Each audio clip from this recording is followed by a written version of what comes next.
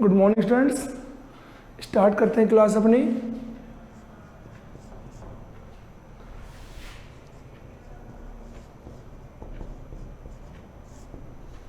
चलिए, कहाँ पढ़ रहे हैं हम?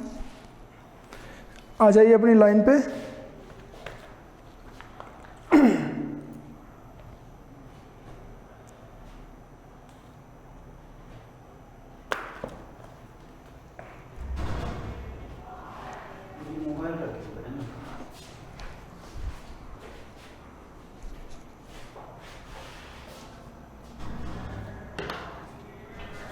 हम पढ़ रहे थे, मेन टॉपिक है हमारा फॉर्मेशन ऑफ सिंपल सेंटेंस। ये तो हमारा मेन टॉपिक है। बाय द वे, कोई अपने मेन टॉपिक से साइड हो जाए तो बता दो, उसके लिए मैं अपना मेन टॉपिक है formation of simple sentence. Okay, by combining two simple sentences we arrange या we synthesis a simple sentence। Single में हम चेंज करते हैं डबल सेंटेंस को। तो हमने इसमें नंबर 1 पे पार्टिसिपल यूज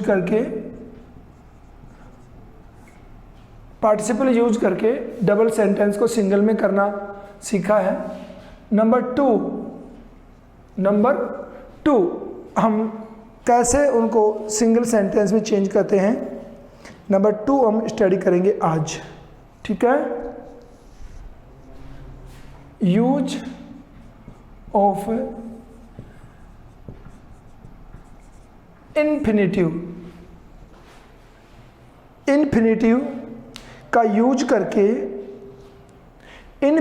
का यूज करके दो सिंपल सेंटेंस को सिंगल सिंपल सेंटेंस में हम कैसे चेंज करते हैं, ये अपना आज का टॉपिक है। ध्यान देंगे सभी। फर्स्ट ऑफ ऑल हमें नॉलेज होना चाहिए इन्फिनिटिव। ओके, इन्फिनिटिव होता है 2 plus verb first form. Infinitive बोलते हैं 2 प्लस वर्ब फर्स्ट फॉर्म को इन्फिनिटिव कहते हैं। ठीक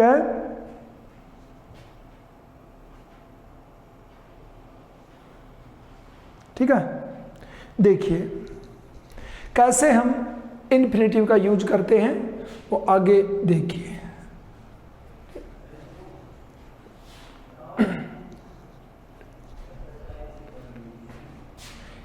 फर्स्ट सेंटेंस है he took a knife.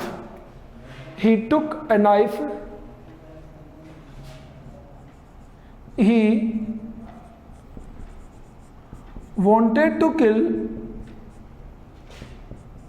the hen.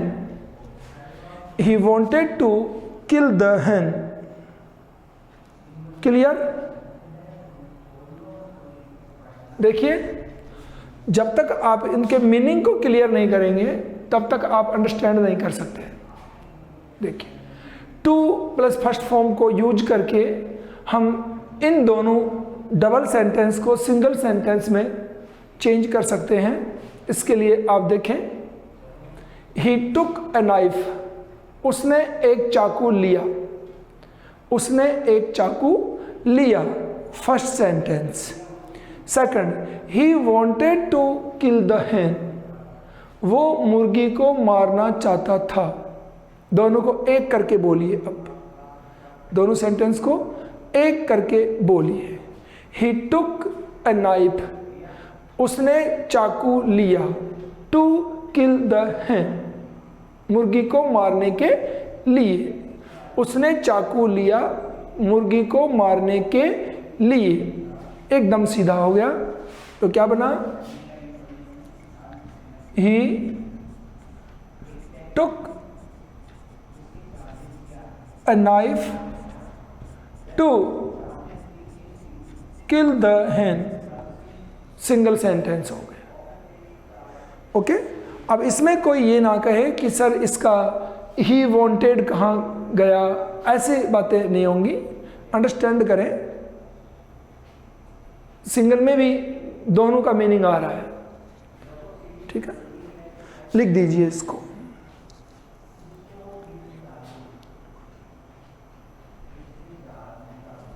ठीक है, चलिए सेकंड सेंटेंस लिखता हूं मैं, इसको लिख लीजिए अपने पास। दूसरा लिखता हूं मैं,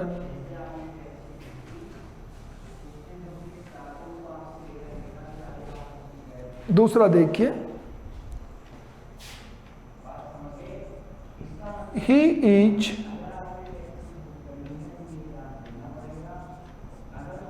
very weak, he is very weak, he can not walk,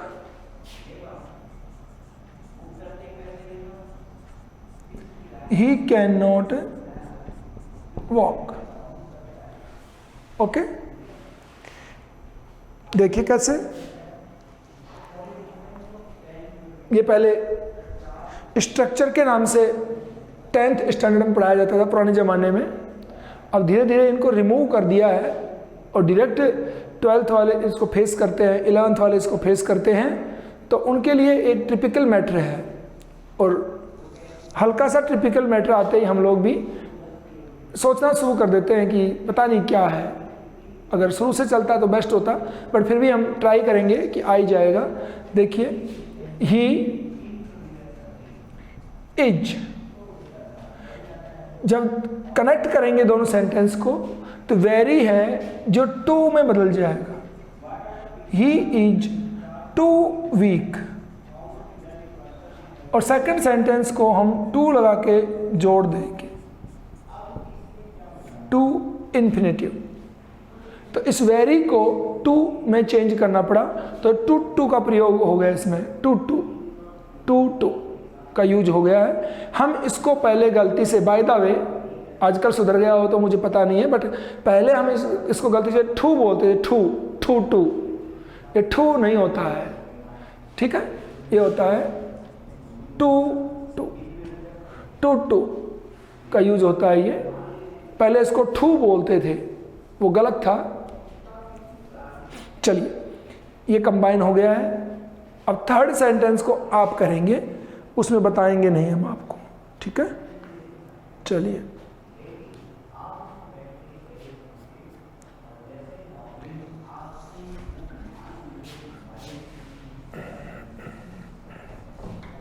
he wants to study। First sentence Hindi करके देख लें।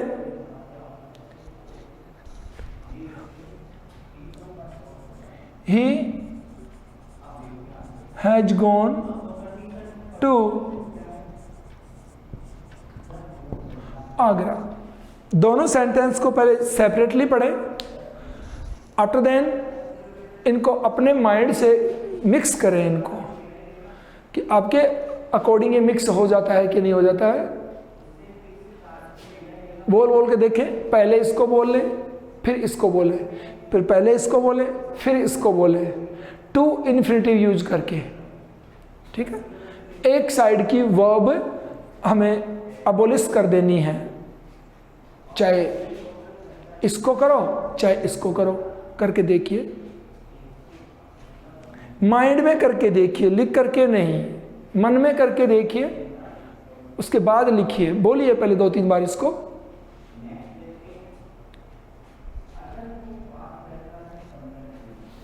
बिकॉज मैं आपको अगर चांस नहीं दूंगा हल्का सा भी सोचने का, तो फिर आप सोच नहीं पाएंगे, और जिस दिन टॉपिक फिनिश होगा उस दिन भी आप उसी जगह पे मिलेंगे जिस जगह पे पहले दिन थे। इसलिए तुम भी माथापची कर लो थोड़ी सी, ठीक है।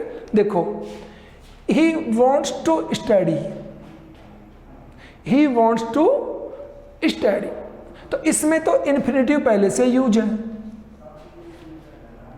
फर्स्ट सेंटेंस में तो पहले से ही इन्फिनेटिव यूज है, ओके।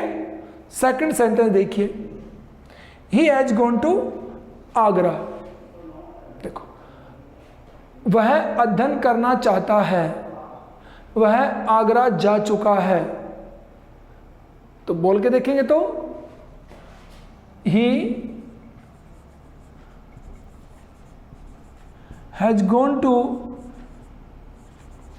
Agra to study. बन गया। आपने अगर ऐसा ही बनाया होगा तभी तो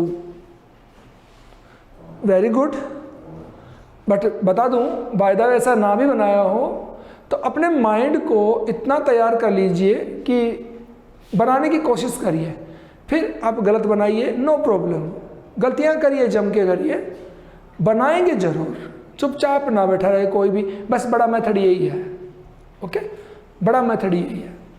लिख लीजिए इसको, आगे चलता हूं मैं।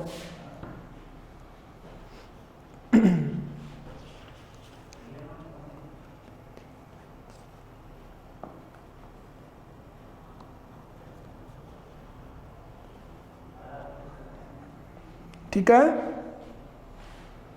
थर्ड देखिए,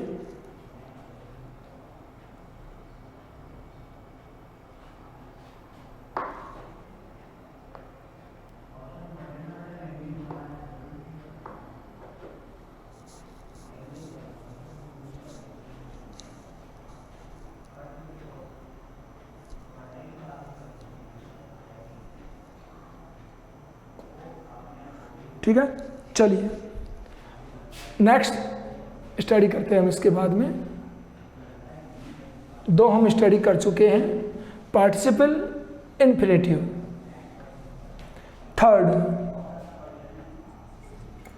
थर्ड है किसका यूज करते हैं थर्ड में, वो देखिए।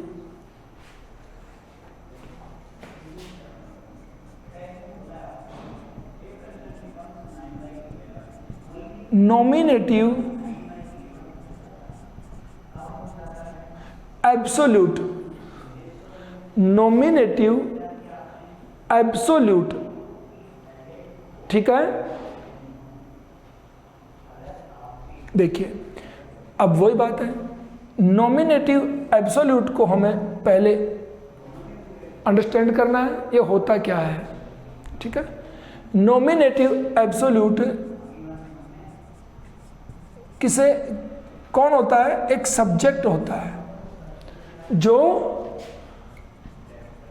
सेंटेंस में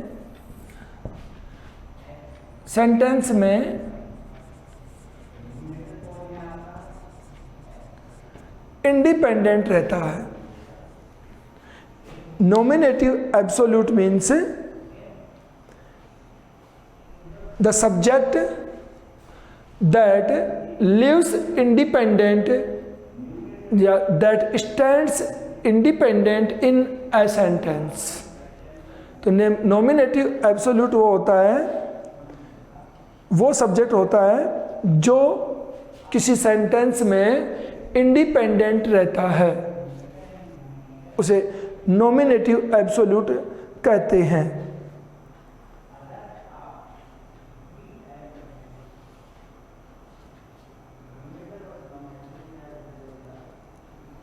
ठीक है। अब देखिए, अब ऐसा सब्जेक्ट जो पूरे सेंटेंस में इंडिपेंडेंट रहता है, तो यह सब्जेक्ट हमारे पार्टिसिपल से पहले यूज होता है। किससे पहले यूज होता है, पार्टिसिपल से पहले यूज होता है ये सब्जेक्ट। इससे हमारे सेंटेंस की जो वर्ब है, वर्ब और हमारे सेंटेंस का जो ऑब्जेक्ट है, उनका इस सब्जेक्ट पे कोई भी इंप्रेशन नज़र नहीं आता है। यानी ये वर्ब और ऑब्जेक्ट हर से फ्री हो जाता है पार्टिसिपल से पहले यूज हो करके, इसलिए इसे नॉमिनेटिव एब्सोल्यूट कहते हैं। मीन टू से इसे वो सब्जेक्ट कहते हैं जिसके ऊपर किसी का कोई दबाव नहीं होता है। यूज करके देखते हैं, बात को समझ लीजिए अच्छी तरह से। मैं एग्जाम्पल देता हूं आपको।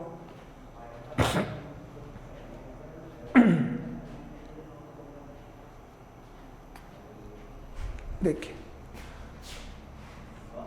The sun set the stars came up in the sky. ठीक है,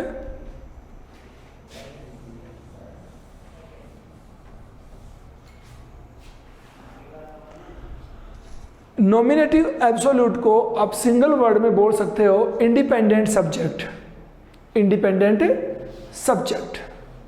ठीक है, ये डबल सेंटेंस है, देखिए अच्छी तरह से। द सन सेट, सूर्य अस्त होता है। ठीक है, सूर्य अस्त हुआ, the sun set. The stars came up in the sky, सूर्य अस्त हुआ, the stars came up in the sky, तारे आसमान में आ गए। सूर्य अस्त हुआ, तारे आसमान में आ गए। डबल सेंटेंस है, सिंगल में बोल के देखिए। सूर्य के अस्त होते ही, सूर्य के अस्त होते ही तारे आसमान में आ गए। बोलो, एक हो गया ना। बस इंग्लिश को अरेंज करना है, हिंदी में अरेंज हो गई है, इंग्लिश में अरेंज करना है। Okay, use participle. ठीक है, the sun set, participle use करके हम इसको यूज करें। पहला सब्जेक्ट कौन अपना? The sun. The sun having set, the sun having set. Second sentence आ जाएगा ऐसे कैसे? The stars came up in the sky, नीचे आ जाएगा। द सन हैविंग सेट, सूर्य के अस्त होते ही। तो सूर्य के अस्त होते ही इस बात का, सूर्य का इस सेंटेंस पे कोई इंप्रेशन नहीं होता है, एकदम फ्री होता है। द सन हैविंग सेट, सूर्य के अस्त होते ही तारे आसमान में आ गए, लिख दीजिए।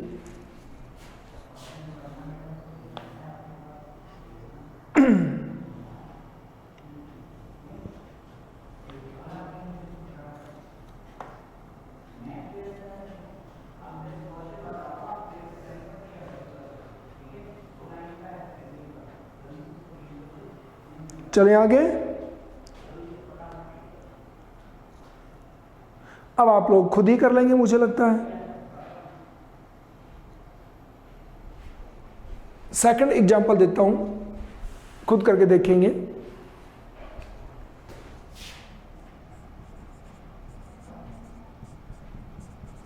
The police arrived, the dacoits ran away।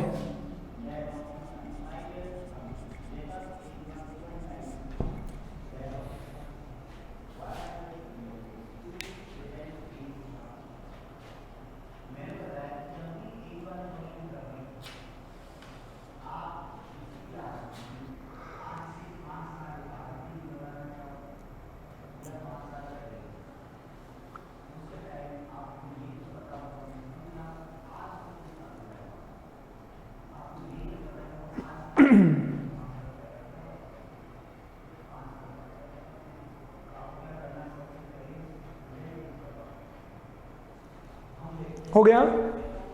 बना चुके हो? क्या बना? देखो, the police having arrived, the police having arrived, comma लगा के सेकंड सेंटेंस। पुलिस के पहुंचते ही, पुलिस के पहुंचते ही डकैत भाग गए। पुलिस के पहुंचते ही डकैत भाग गए। अब इसमें एक सेंटेंस आपको और बताने का, जिसमें अपना माइंड यूज करेंगे। हल्का सा यूज करेंगे, ज़्यादा नहीं यूज करना है, ठीक है। मैं लिखता हूँ सेंटेंस, देखो,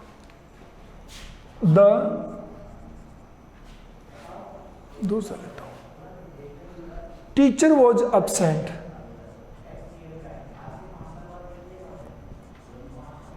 the teacher was absent. Okay. Second sentence,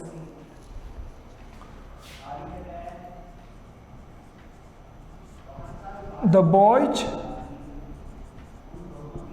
did not walk. Double sentence हो गए। अब ध्यान देंगे कि जब तक हम लोगों को हेडिंग मिल जाए, बाय द वे हेडिंग मिल जाती है, तो हम लोग according to the rule change करने की हल्की सी एक ट्राई कर सकते हैं। बट हेडिंग ना हो और डायरेक्ट हमें सेंटेंस मिल जाए तो यही पता नहीं चलेगा आपको कि मुझे किस रूल से इसको कंबाइन करना है, यही पता नहीं चल पाता है बहुत से बच्चों को। देखिए, इसमें आपको जो यूज करनी है वो टेक्निक देखिए। The teacher was absent, the boys did not walk. Clear? तो बच्चों ने काम नहीं किया, वजह क्या थी? टीचर का absent होना, टीचर का absent होना। तो टीचर के absent होते ही, टीचर के absent होते ही बच्चों ने काम नहीं किया, बच्चों ने काम नहीं किया। डेली यूज करते हैं हम, डेली लाइफ में ये सेंटेंस हम रोजाना यूज करते हैं खूब, कि आपके जाते ही हमने टीवी देखना शुरू कर दिया। बोलते हैं अरे अभी तक झाड़ू नहीं निकाली रूम में, तो हम क्या बोलते हैं? जैसे कोई भला हो हम में से, सारे भाई बहनों में से, तो कौन वो भले वाला क्या बोलता है? मम्मी आपके जाते ही है ना सारे टीवी देखने लग गए, झाड़ू कौन निकालता? जैसे खुद ने तो निकाली दी हो, है ना, हम ऐसे बोलते हैं। तो ये सेम हम यूज करते हैं, डेली यूज करते हैं, डेली यूज करते हैं। और ये वही चीजें हैं, बट ग्रामर में डाल करके अपने को कहते हैं तो हमें टिपिकल लगती हैं ना। चलिए आगे, तो यहां पे ध्यान देंगे, वॉज absent। देखो मैं बता दूं आपको, टेंस हम स्टडी कर चुके हैं, बट पहले तो आज मेरे पास में काफ़ी स्टूडेंट्स हैं, पहले बहुत कम थे, तो उनको तो मैं कुछ नहीं कह सकता। बट मैं ये कहूँगा कि हमने टेंस स्टडी किया है, जो रेगुलर क्लास में हैं, मुझे बताएं कि फर्स्ट सेंटेंस कौन से टेंस का है और सेकंड कौन से का है। सेंटेंस फर्स्ट कौन से टेंस का है और सेकंड कौन से टेंस का है, देखिए अच्छी तरह से। फर्स्ट, आगे बोलो, देखो जो रेगुलर होंगे ना वो लोग जवाब देंगे। Did not work, past indefinite, past indefinite, and first is also, first is also past indefinite है, ये भी पास्ट इंडेफिनेट का है, दोनों के दोनों पास्ट इंडेफिनेट के हैं। बट फर्स्ट है जो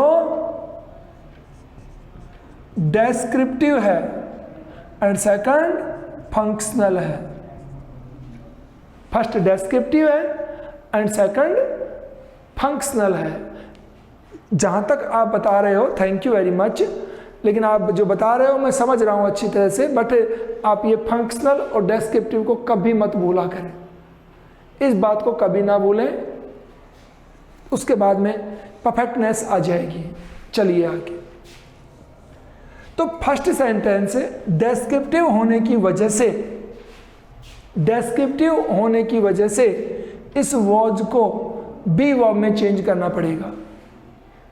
क्यों?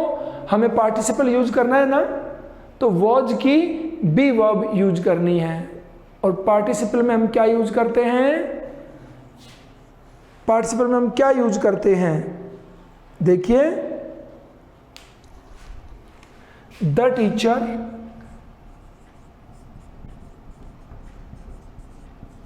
द टीचर, पार्टिसिपल यूज करना है तो हैविंग यूज करते थे हम वहाँ पे। जब मुख्य क्रिया यहाँ पे हो, हेल्पिंग वर्ब हो, तो हैविंग यूज करते थे हम। लेकिन अब हमें बी वर्ब यूज करनी पड़ेगी। तो the teacher being absent, was की बी वर्ब और आईएनजी यूज करेंगे। वॉज बी वर्ब है, वॉज क्या है, बी वर्ब है, और बी वर्ब की आईएनजी फॉर्म बीइंग, तो ये वॉज की आईएनजी फॉर्म है। Okay, good.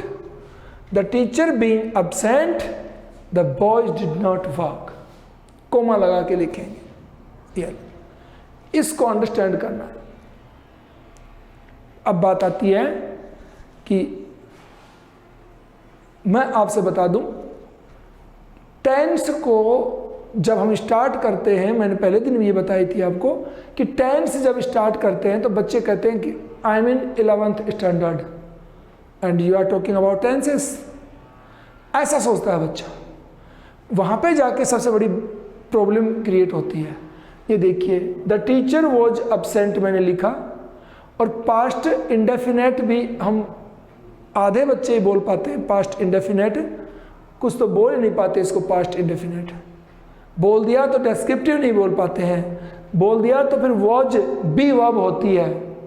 वॉज के तो आईएनजी लगा नहीं सकते कि वॉजिंग कर देंगे इसको, तो वॉज की बी वर्ब बीइंग होती है।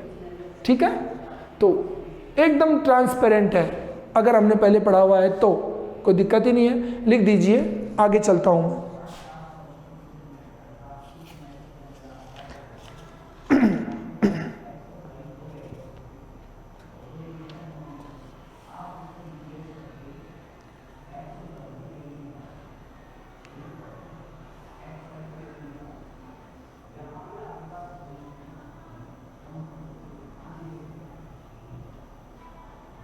चलिए,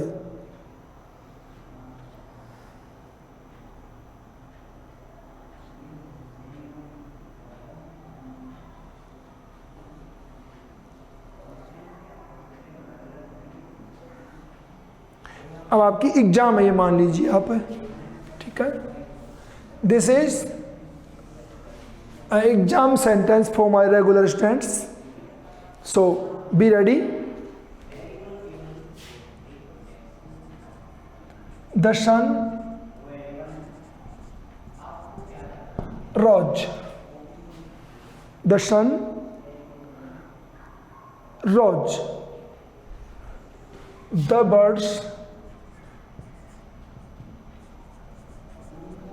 birds began to fly. The birds began to fly.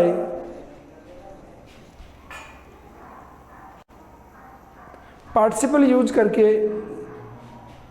बनाइए इन सेंटेंस को।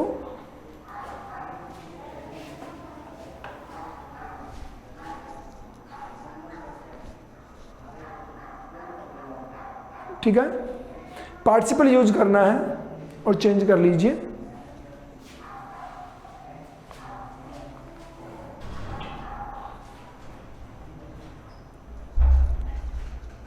देखिए शुरुआत कैसे करते हैं। फर्स्ट सब्जेक्ट तो लिख दीजिए, यानी नॉमिनेटिव एब्सोल्यूट को पहले लिख लो। द सन, पार्टिसिपल यूज करिए। Having, the sun having. चलिए क्लोजर और नजदीक करिए थोड़ा सा।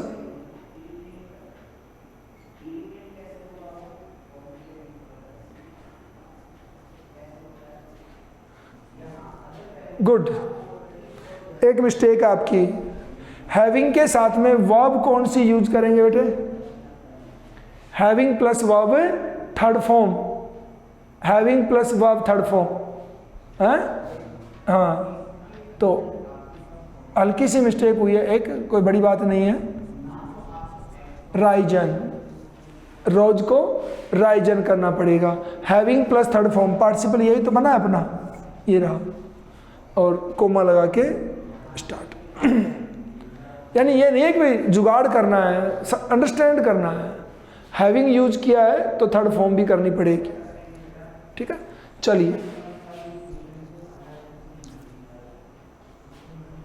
हो गया यहां तक।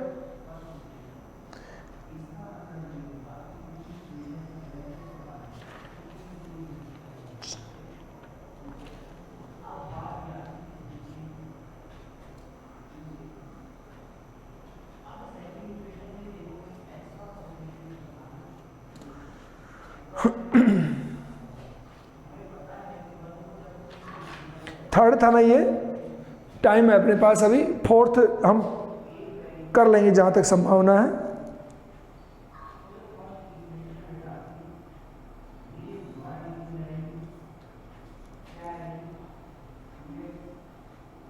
चलिए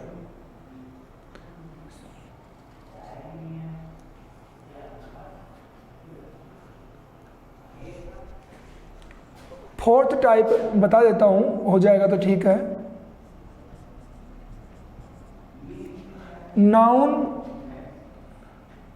से पहले, नाउन से पहले प्रीपोजिशन यूज करके इसको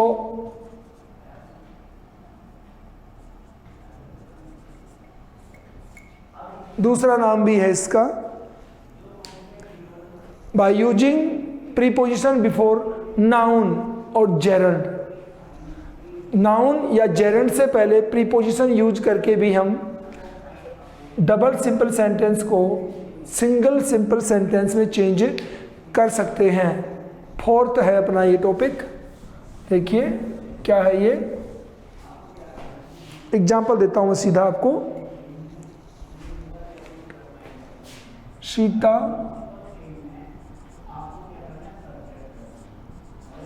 bought a pen, ठीक है। Second sentence, she gave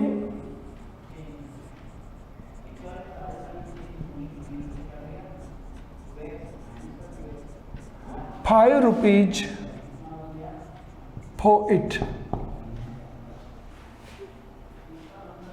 Sita bought a pen, Sita ने एक पेन खरीदा, सीता ने एक पेन खरीदा। she gave ₹5 for it, उसने इसके लिए ₹5 दिए। सीता ने एक पेन खरीदा, उसने इसके लिए ₹5 दिए। तो सीधा सेंटेंस बन गया, सीता ने ₹5 में पेन खरीदा। सीता ने ₹5 में पेन खरीदा, एक सेंटेंस हो गया। ओके, अब देखिए, सीता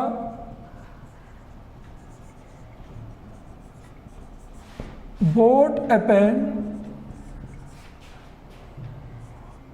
for ₹5।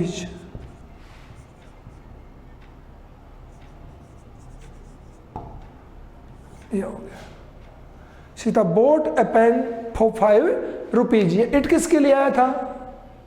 इट प्रोनाउन है, पेन के लिए आया था, खत्म। और ये तो अपने आप ही फिनिश हो गया। अच्छी तरह देखिए, Sita bought a pen for ₹5। Sita ने ₹5 में एक पेन खरीदा, एकदम इजी सेंटेंस बन गया। और अब एक सेंटेंस आप चेक कर सकते हैं, ठीक है।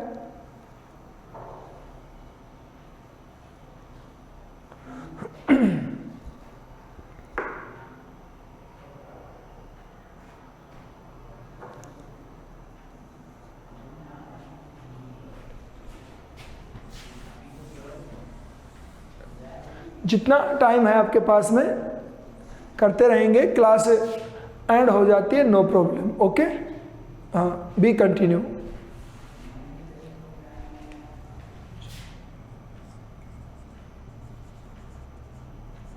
द मून रोज, ठीक है।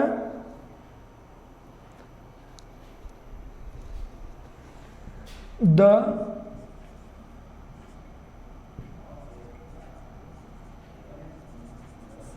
journey was not ended. The journey was not ended. The moon rose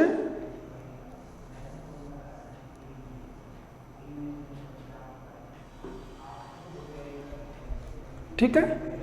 इसमें आपको यूज कर लेना है, मैं बता दूं, बिफोर यूज करके दोनों सेंटेंस को, प्रीपोजिशन बिफोर यूज करके दोनों सेंटेंस को एक कर देना है। ठीक, टाइम हो गया है इसलिए मैं बता देता हूं। The moon rose before the moon rose before the end of the journey. Before the end of the journey.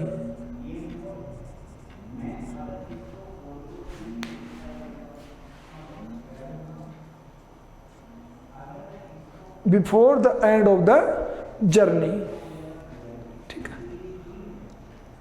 यात्रा समाप्त होने से पहले चांद निकल आया था, चांद निकल आया यात्रा समाप्त होने से पहले। The moon rose before the end of the journey. यहाँ तक आज हमने पढ़ा, आगे कल पढ़ेंगे। ओके, टाइम हो गया है। Thank you, have a nice day.